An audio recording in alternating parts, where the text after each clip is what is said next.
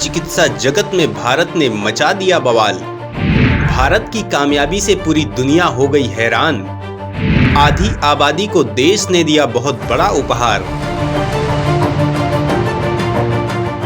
दोस्तों, भारत आज हर दिशा में कामयाबी के झंडे बुलंद कर रहा है।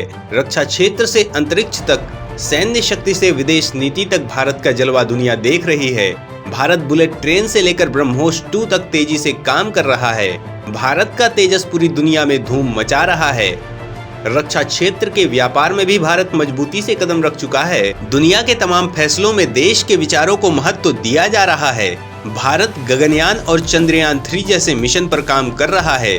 भारत का टैलेंट दुनिया भर में अपना दमखम दिखा रहा है। आज भारतीय मूल के ऋषि सुनक ब्रिटेन में पीएम पद के लिए संघर्ष कर रहे हैं। दोस्तों, जब देश में कोरोना ने हमला किया, उस वक्त नरेंद्र मोदी के नेतृत्व में देश ने कोरोना के खिलाफ जमकर लड़ाई लड़ी। देश ने पीपीई किट न केवल अपने लिए बनाई बल्कि दूसरे देशों को भी सप्लाई की।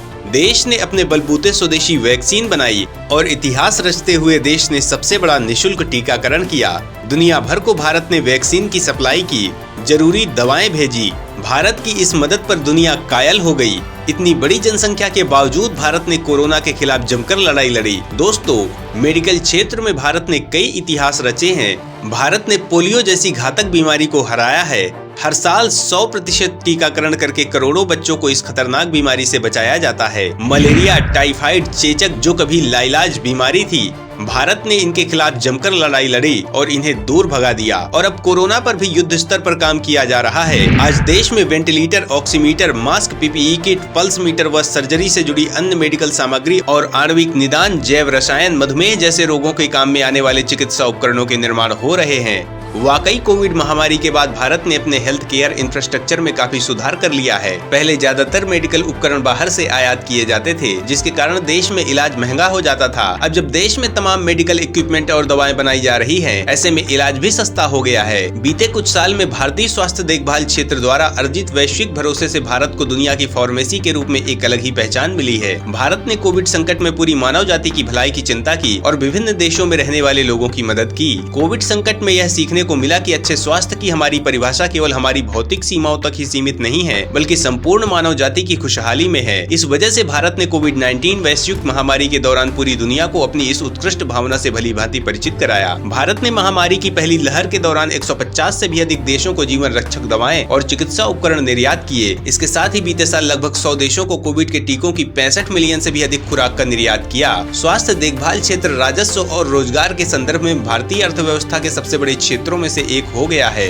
दोस्तों, भारत में आज तमाम रोगों के लिए बेहतरीन हॉस्पिटल मौजूद हैं। प्रधानमंत्री मोदी की आयुष्मान भारत योजना के तहत निर्धन परिवार के लोग 5 लाख तक का निशुल्क उपचार प्राप्त कर रहे हैं। ये चिकित्सा जगत में एक क्रांति से कम नहीं है, लेकिन इसी बीच एक ऐसी खबर आई है जिसने पूरी दुनिया को हैरान कर दिया है। भारत की ताकत को दुनिया सलाम कर रही है। लोगों को यकीन नहीं हो रहा है कि भारत इस तरह की कामयाबी हासिल कर सकता है। दुनिया भारत के दिमाग का लोहा मान चुकी है। सवाल उठता है कि मेडिकल साइंस में देश की किस कामयाबी का डंका पूरी दुनिया में बज रहा है। आखिर देश के वैज्ञानिकों ने क्या कमाल कर दिखाया है? दुनिया भर में भारत के जयकारे क्यों लग रहे हैं? तो दोस्तों, इस बारे में जानने के लिए बने रहिए हमारे साथ आखिरी तक। आप देश की कामयाबी पर खुशी से झूम उठेंगे।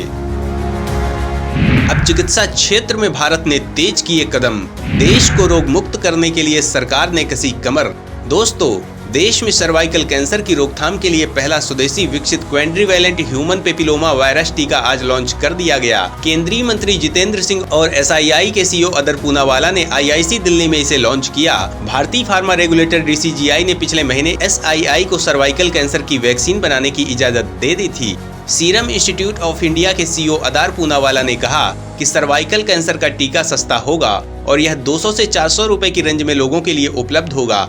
हालांकि अभी अंतिम कीमत तय नहीं हुई है। दावा है कि ट्रायल में ये वैक्सीन सभी आयु वर्ग की महिलाओं पर असरदार साबित हुई है। इस वैक्सीन ने सभी प्रकार के एचपीवी वायरस पर असर दिखाया है। दोस्तों, ये मेडिकल साइंस में देश की बहुत बड़ी कामयाबी है।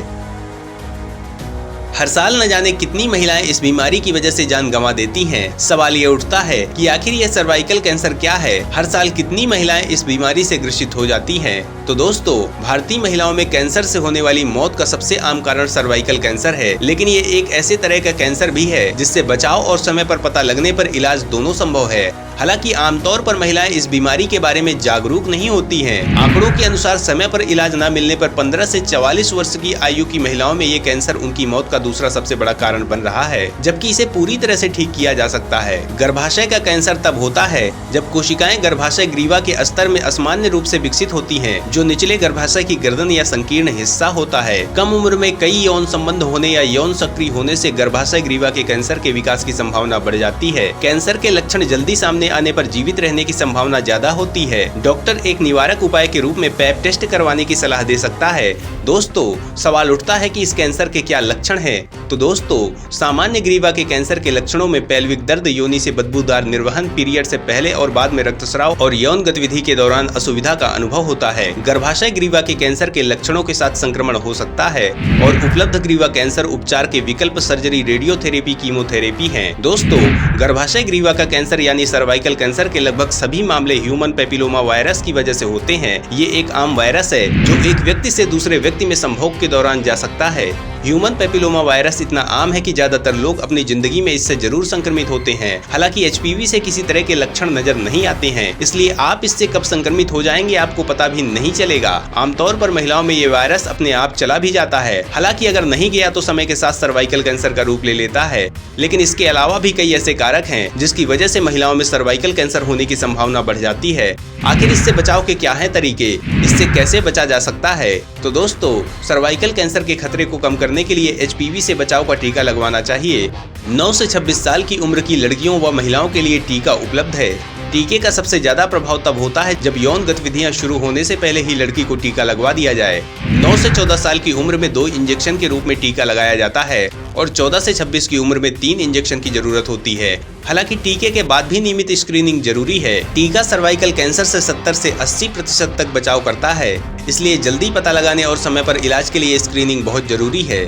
सवाल उठता है कि हर साल कितनी महिलाएं इस बीमारी के कारण अपनी जान गंवा देती हैं। तो दोस्तों, सर्वाइकल कैंसर दुनिया भर में कैंसर से महिलाओं की मौत का चौथा कारण है। विश्व स्वास्थ्य संगठन के मुताबिक वर्ष 2020 में दुनिया भर में इससे 6 लाख महिलाओं को जान गंवानी पड़ी। भारत में प्रतिवर्ष सर्वाइकल कैंसर के 1,22,844 मामले दर्ज होते हैं। इनमें से 64,478 महिलाओं की मौत हो जाती है। ये आंकड़ा 1.3% प्रतिवर्ष की दर से बढ़ रहा है। दुनिया भर में सर्वाइकल कैंसर की 2 वैक्सीन हैं। इनमें पहली क्वाड्रिवेलेंट वैक्सीन और दूसरी बाइवेलेंट वैक्सीन है। भारत में भी यह टीका मौजूद था, लेकिन दुनिया भर में इसकी भारी कमी की वजह से लोगों तक पहुंचना मुश्किल है। अब पहला स्वदेशी टीका बन गया है तो महिलाओं तक पहुंचना आसान होगा। सूत्रों के मुताबिक डायरेक्टर जनरल ऑफ इंडिया की विषय विशेषज्ञ समिति ने जून में 9 वर्ष से 26 वर्ष की महिलाओं को यह टीका देने की सिफारिश की थी। इसे 9 से 14 साल की बच्चियों को दिया जा सकता है। सरकार के विश्लेषण में यह पता चला है कि इस वैक्सीन से 6, 11, 16 और 18 स्ट्रेन से बचाव हो सकता है। दोस्तों, सर्वाइकल कैंसर से जुड़ी कुछ जानकारी आपको जरूर जाननी चाहिए। सर्वाइकल कैंसर से 3.42 लाख मौतें गरीब और मध्यम आय वाले देशों में दर्ज हुई। WHO का लक्ष्य सदी के अंत तक इसे खत्म करना है। खास बात, दुनिया भर में सर्वाइकल कैंसर की अब तक सिर्फ 2 वैक्सीन बन पाई हैं, इसलिए इनकी किल्लत ज्यादा है। कीमत भी काफी अधिक है। अश्वेत महिलाओं में स्टेज 4 सर्वाइकल कैंसर विकसित होने की संभावना अधिक होती है, लेकिन दक्षिण में 40 से 44 वर्ष की आयु में श्वेत महिलाओं में इस रोग में सबसे अधिक वार्षिक वृद्धि 4.5% की दर से होती है।